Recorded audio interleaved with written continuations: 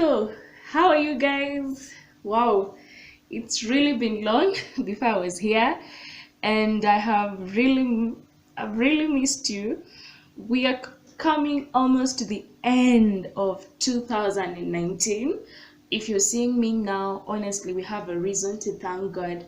He has protected us, He has kept us safe, and it's my prayer that whoever is watching me now, may you live to see 2020 so that we can celebrate. So today I am first of all, guys, I hope you have watched the beautiful videos I recently uploaded on a few wild animals that are there in Hola Park in Mombasa. So I really hope you have watched them. Crocodiles, the feeding of crocodiles, it is an episodic thing to see. The feeding of giraffes, yeah, I managed to feed a giraffe anyway. The funny thing was that you have to buy the food inside the park to feed a giraffe. And the tortoise, I saw a tortoise. Is it crawling or walking for the first time in my life? You know, when we were young, there's a place in Kenya that has tortoise. Actually, even in our home, at times you might come across tortoise. And what used to happen is that anytime they will see people, they used to hide. But then for this particular tortoise in Hola Park, it was different for it. It saw us, but it kept moving, and I didn't even know what tortoise eat. I was shocked that they eat grass. Actually, if you haven't watched that one, watch. And then there are these snakes. Actually, that was chilling, really chilling. So guys, please make sure you watch. So today I'm going to delve a little bit away from the normal, and I won't be talking about a particular disease, but honestly I wanted to talk about a condition called testicular torsion, when the testis dies, but then, or when the testis has a problem. But then I'll do that next week. So today it's someone asked me what was my motivation to do medicine, and so today it's just more of me sharing my story with you. So what was my motivation to do medicine? And in this I really want to be honest that when I was young, and you know, when you're young and your parents are, please work hard so that you be a doctor, and so you're caught up in the hype of working hard, want to either be a doctor, be an engineer, be a lawyer, you know, those things you love saying. And it was honestly the same thing with me, and I loved it. I fell into the hype. But then when I went to high school, I started opening up my eyes to the different things that are there. And for a moment in time, I knew I wanted to be a doctor. And I would tell myself and my friends that I want to do something we call cardiology, a person who deals with the heart. So that was me at that time. I loved it so much. But then this is what happened. I remember one day a former friend, a former schoolmate, I was in St. Joseph's Girls High School, Kitale, who was doing medicine at Moi University, came to our school and was talking to us about medicine. And honestly, she discouraged us because the number one point she gave us was that medical school is hard. The number 2 point she gave us was that if you go to medical school because of the stress that is there, then you have to be a drug addict.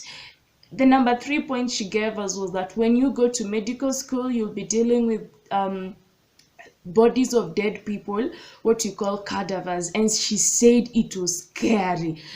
And honestly, after her talk, I went home and I told my parents I don't want to be a doctor, because that was really that was just demoralizing to me. And then at that time I started weighing my options and said, okay, so besides being a doctor, what other thing will I enjoy doing? And I thought probably I will enjoy doing anything to do with chemistry. Honestly, I loved chemistry back then in high school. It was among my best. It was just actually my best. And so I stopped wanting to be a doctor because of a talk I received that made it look like being a doctor is something unachievable in this world. And so I thought probably I would want to do pharmacy. And when we were choosing our courses in Form 4, I never chose medicine anywhere. I remember choosing industrial chemistry, chemical engineering, pharmacy, analytical chemistry. That is all I wanted at that time. And so we finished Form 4. We finished Form 4, yeah. Then after we finished Form 4, the results were out. And then now something, when the results were out, of course there's the revision of courses, and I had to sit down and really think, what is it I want to do in life? And there's something happened to me when I was in high school. And before I received the demoralizing talk, it was among the things that also motivated me to really want to come and do medicine. And what happened is that when I was in Form 3 towards third term, I started having unexplained severe headaches. And so at first, the matron, who was also our school nurse at that time, because we had just lost our school nurse the previous term, so thought I had malaria. And I was referred to go to Kitale District Hospital. Going to Kitale District Hospital, they actually tested me. They tested my blood and they found out that I honestly had malaria. So I was given drugs, and I remember I was given amodiaquine. I took the drug day 1, no change, still very severe headaches. Day 2, no change, severe headaches. And by day 3, my condition had really worsened. I remember at this point in time, I was not able to breathe, and no one really understood what had suddenly happened to me, because I had suddenly deteriorated from a very healthy individual to a very weak individual. And so I was asked to go home, and honestly, that marked the start of a very long journey of living with a chronic illness whose cause the doctors did not know. So that was in third term, and I went home. So going home, the condition was worsening, and then I started having a puffy face. My legs started swelling. I went to hospital, and the doctors did some tests on my urine, and what the doctors thought at that time was that I had probably had a problem with my kidneys. So they did a couple of tests. I at that time I was a little bit naive to the medical field, and so the information I used to get was just a little bit of scanty information. So they did the tests, and they said probably there was a problem with my kidney. Again, there was a problem with my head. And so they were managing me for that. And what happened again, I started having very bad stomach aches.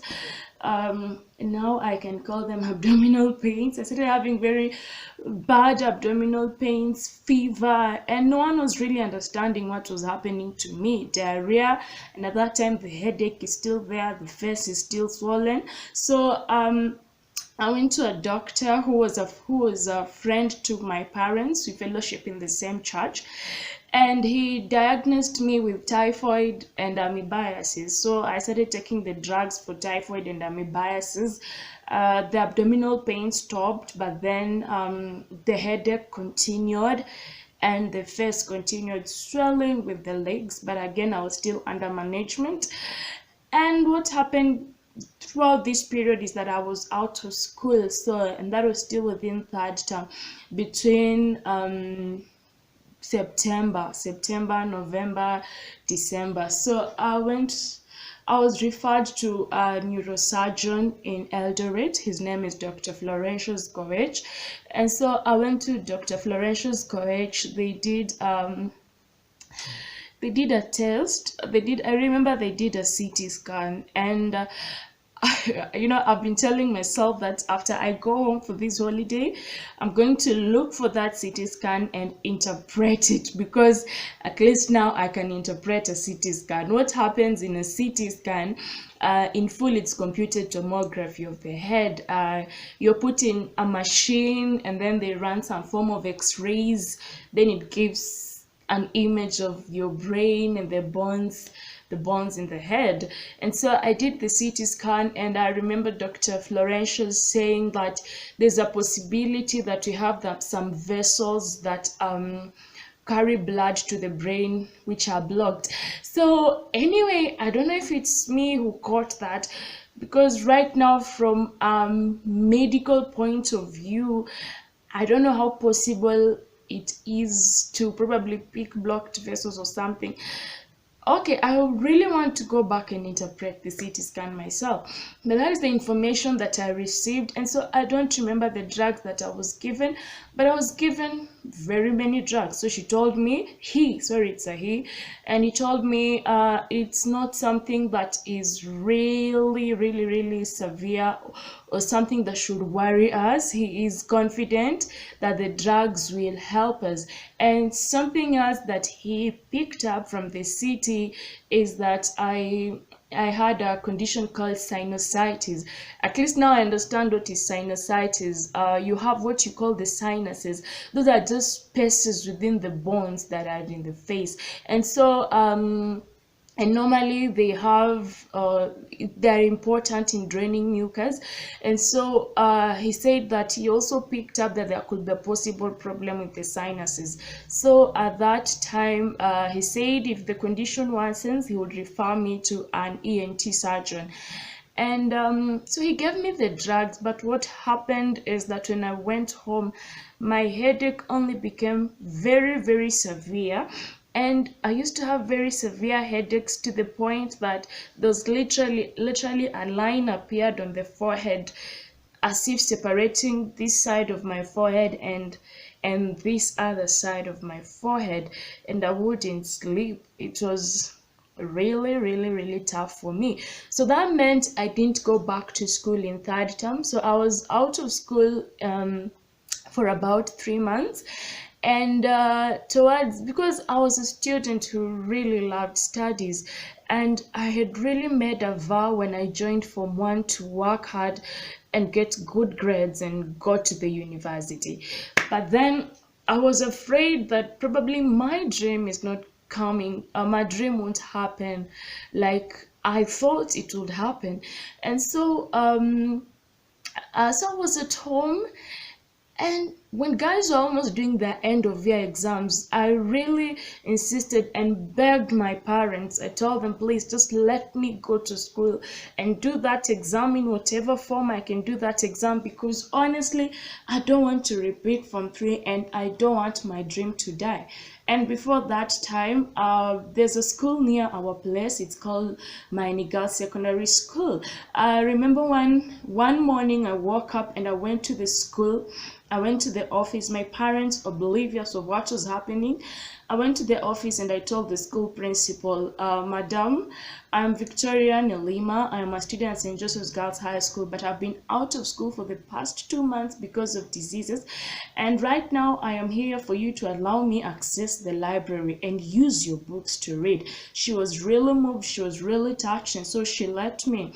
So I would borrow books from that school, and anytime I feel a little bit okay, I would read.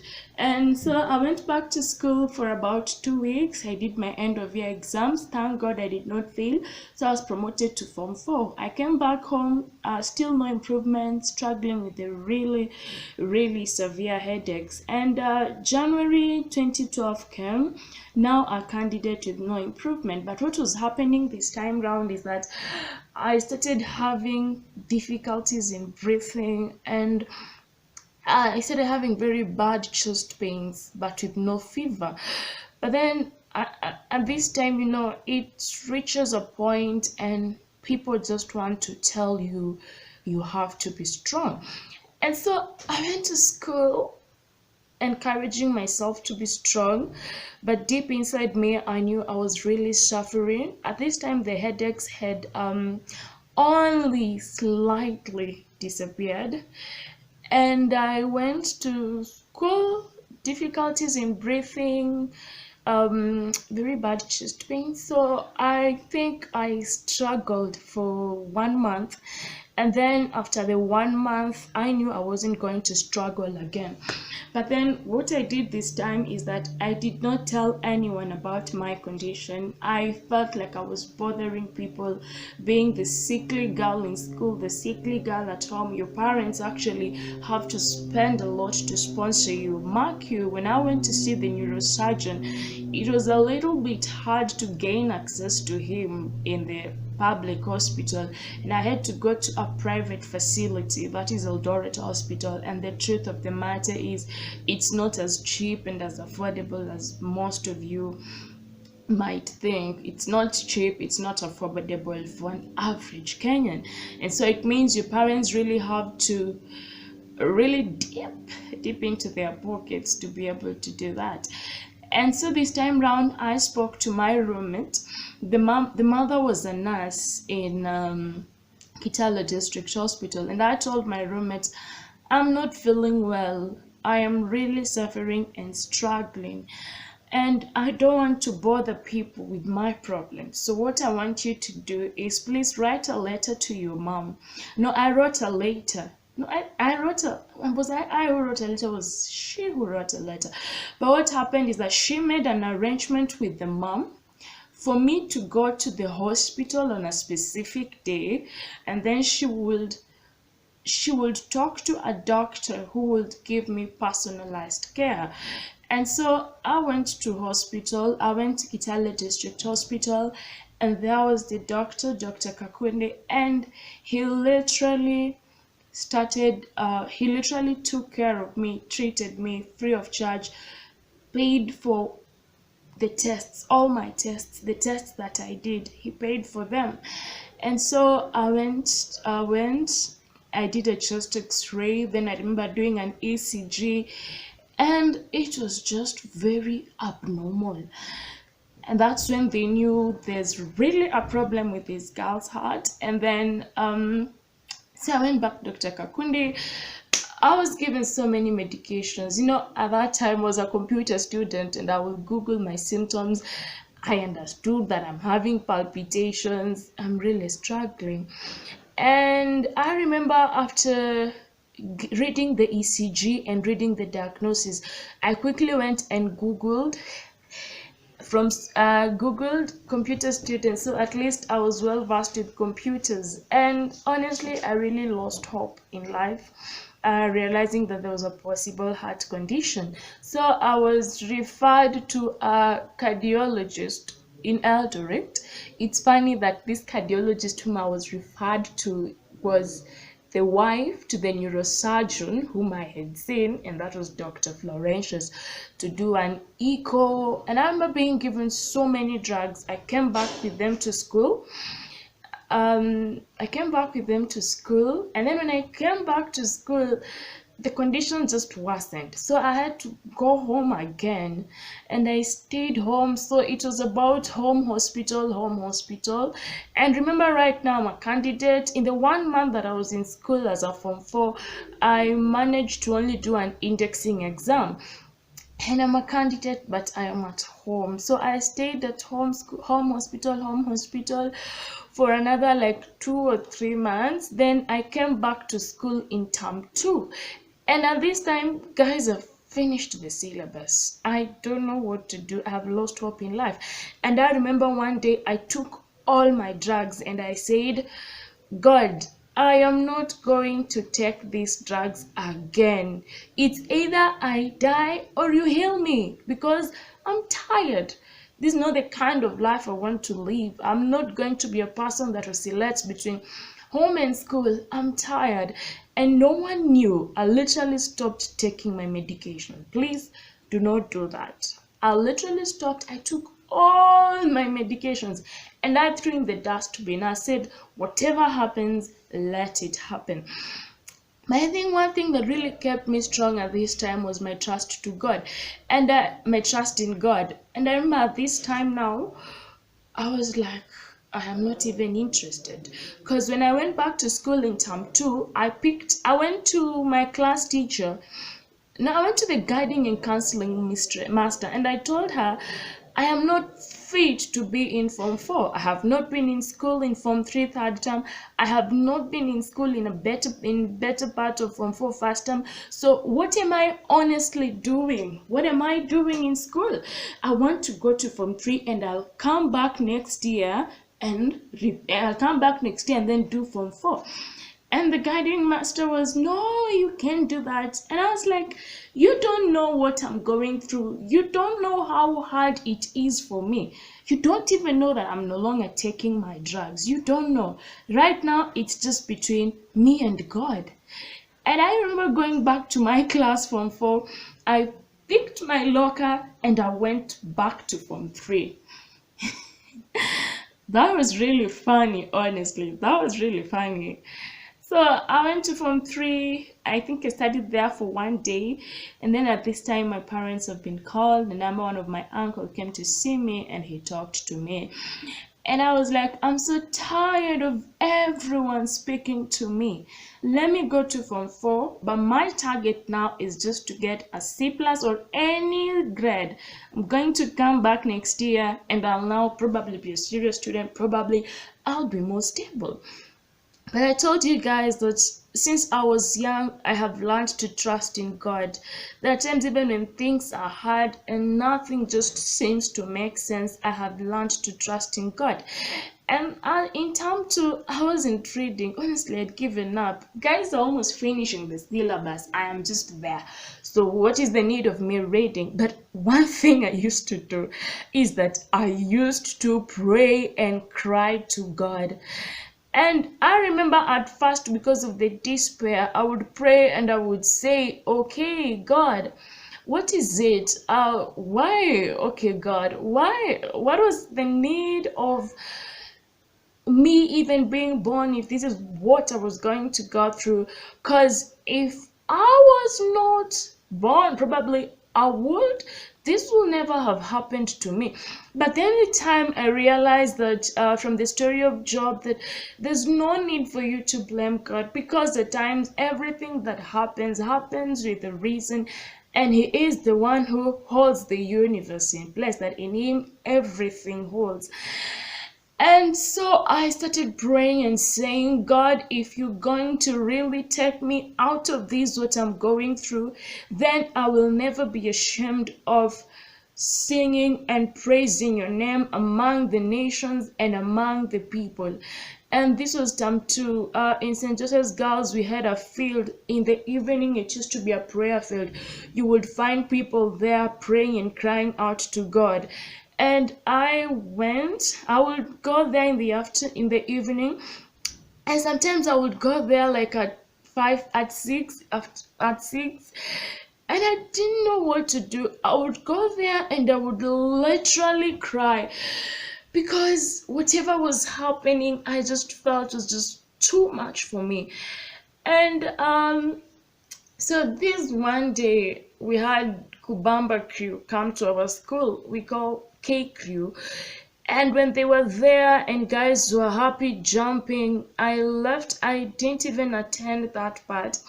I think I didn't attend that event. I left and I went to the field and I cried out to God. And I said, God, my schoolmates, my age mates are in the dining hall having fun and dancing and celebrating.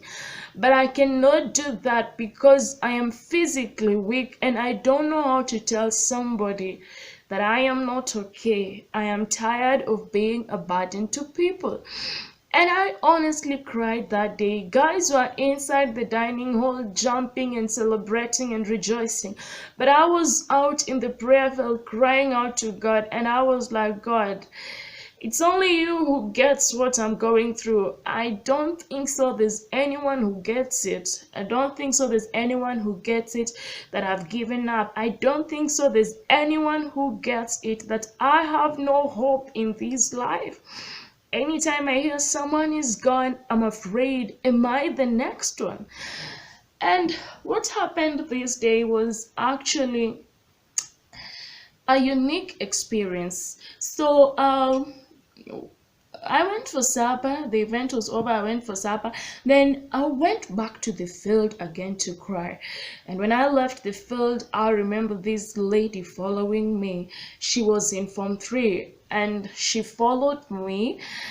She was called Faith. And she told me, Vicky, I turned to her and she told me, God has sent me to you. I was like, no.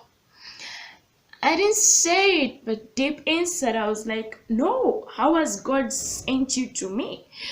And so I listened to her. I was in a phone for doing nothing. Guys, almost done with the syllabus. I'm there, the girl that gave up, the girl that is waiting to come back the following year and repeat. And she told me, God has sent me to you and He has asked me to tell you two things. The number one, He's going to heal your life completely.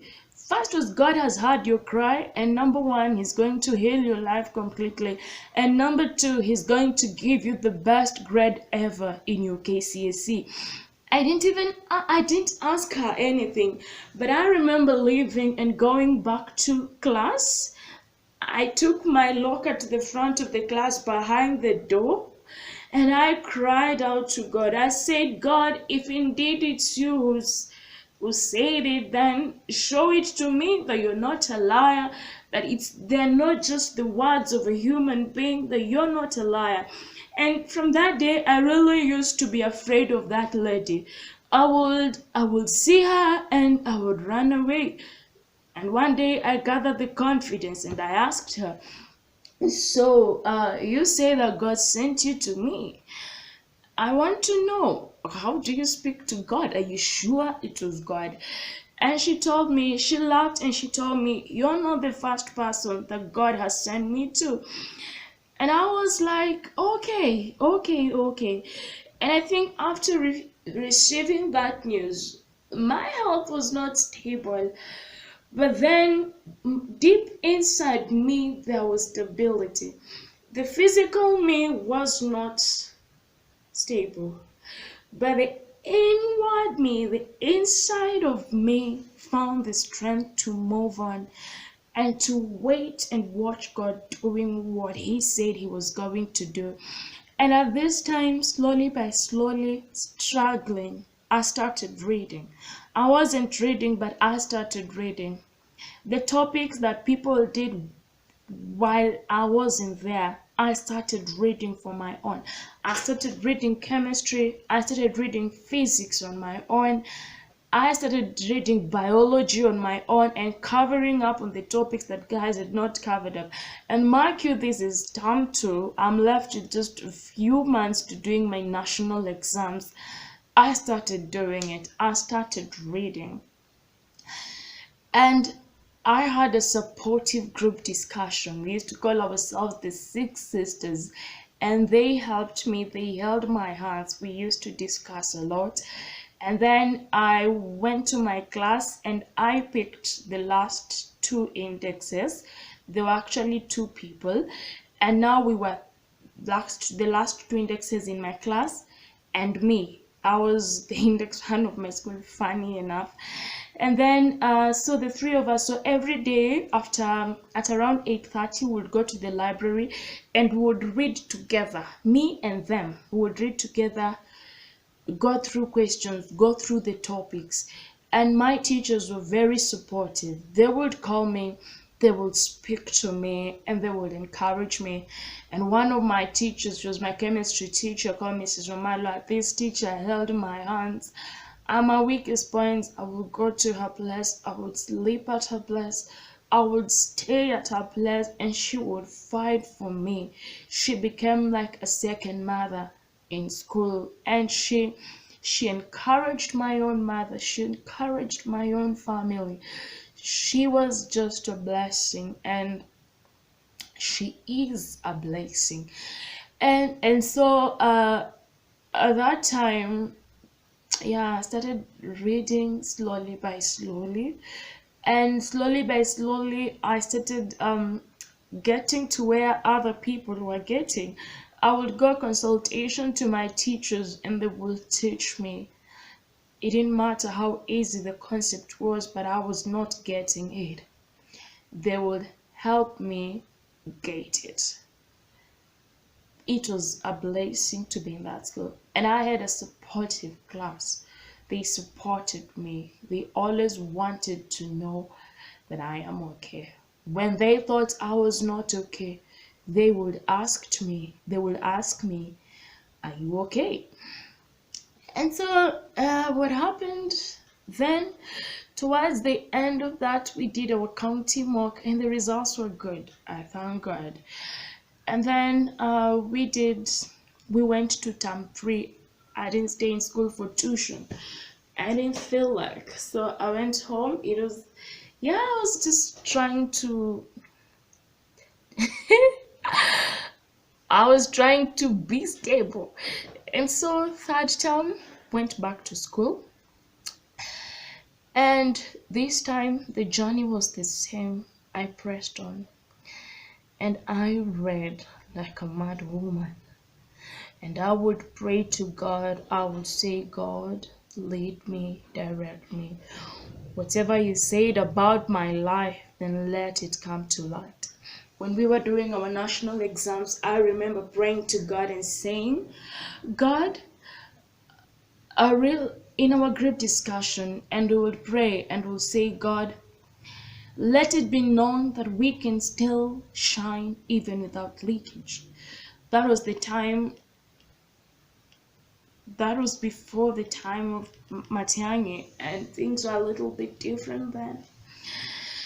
And I was like, God, let it be known that we can still shine without leakage. And we did that exam. I remember coming out of the chemistry paper, and guys were saying the paper was hard, but it was like I had done that paper already.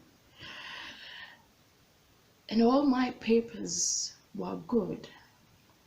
So I finished my exam, and God spoke to me clearly in a voice one evening after the exam while I was resting.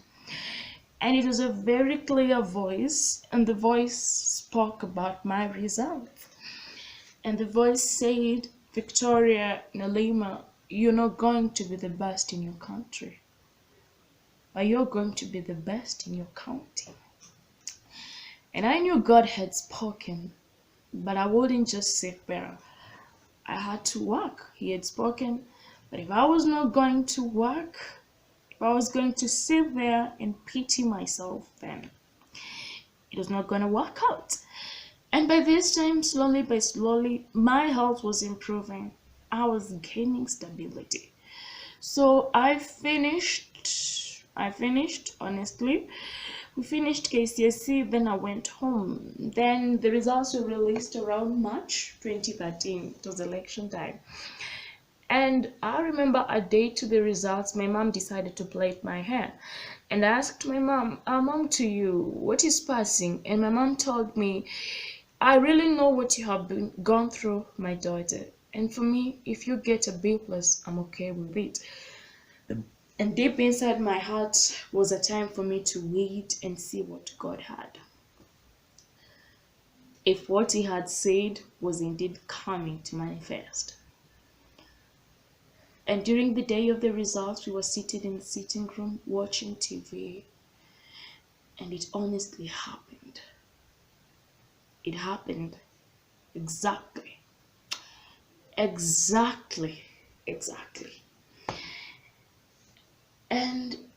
And right now, even as I do medicine, I'm just not doing it for the sake of doing it.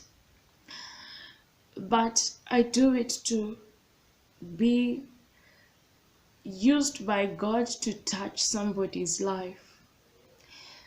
We cannot run away from the fact that as a doctor, you cannot do everything on a patient. You cannot heal a patient. We have the drugs that work. And the fact that we've still had patients dying means there is no perfect doctor. The truth, we are human. It's just a human who is not in control of his own life, who is not certain of what is going to happen. It's just a human being trying to resuscitate another human being. A limiting factor with a limiting factor. The fact that we still have diseases with no cure means we are still limited. And I am well aware that I will meet patients with conditions that have no cure. I will meet patients who will be out of my control.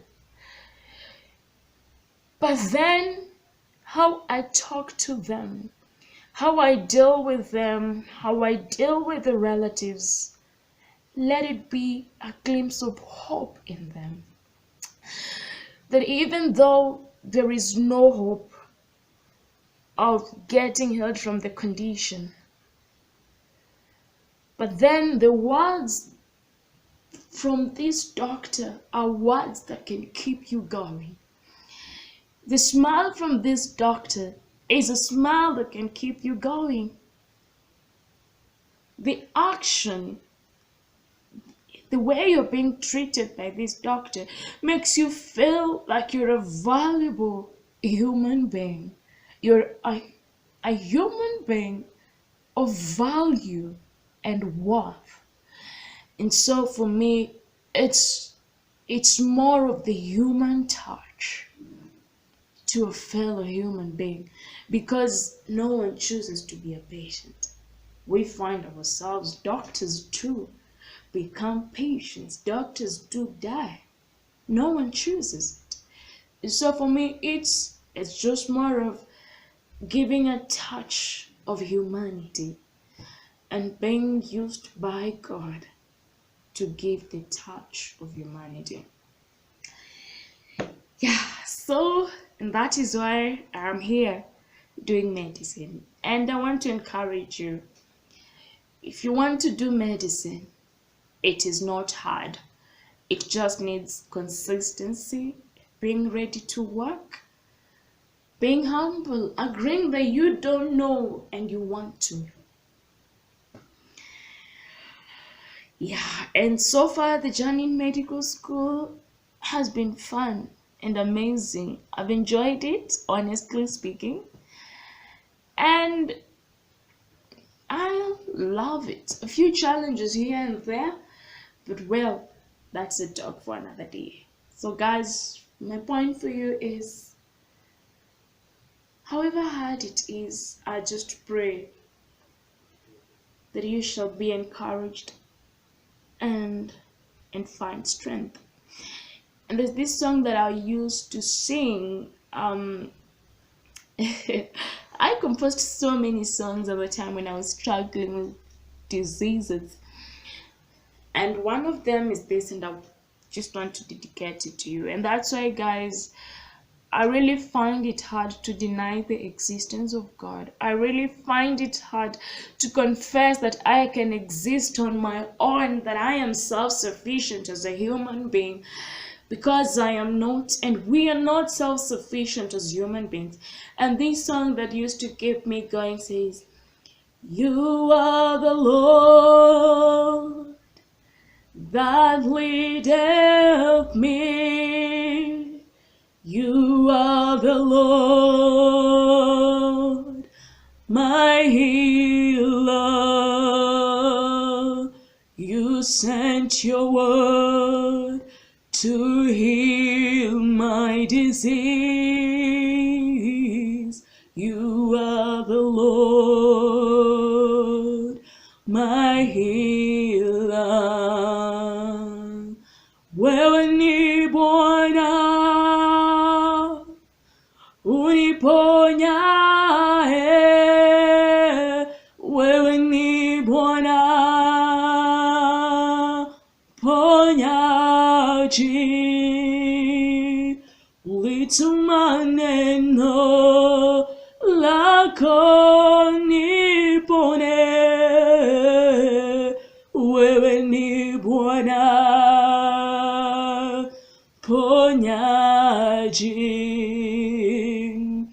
You are the Lord that leadeth me. You are the Lord, my healer. You sent your word to heal my disease. You are the Lord,